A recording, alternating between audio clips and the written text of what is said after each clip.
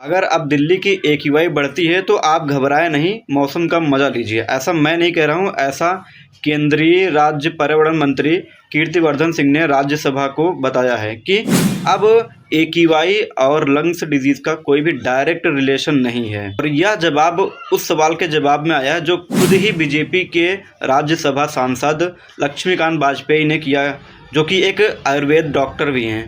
उन्होंने सरकार से सवाल किया कि दिल्ली की AQI इतनी हाई है और सरकार उसके लिए क्या कदम उठा रही है, तो उसके जवाब में मंत्री जी ने ये चीज़ें बताई हैं, जबकि डॉक्टर्स और रिसर्चर्स की रिपोर्ट कुछ अलग चीज़ें ही बताती हैं।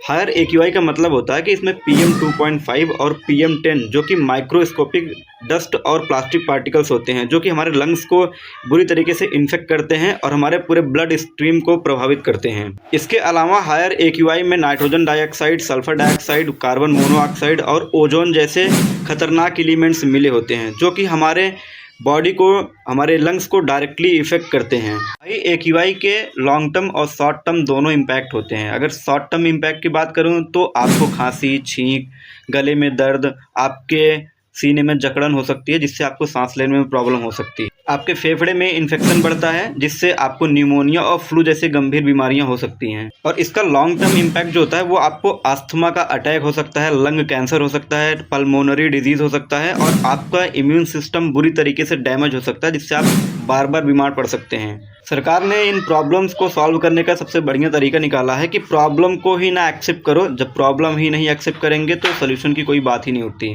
कल को ये बोलेंगे कि कैंसर बालों में होने वाली बीमारी है जिसकी वजह से बाल झड़ जाते हैं, इसमें आदमी कोई मरता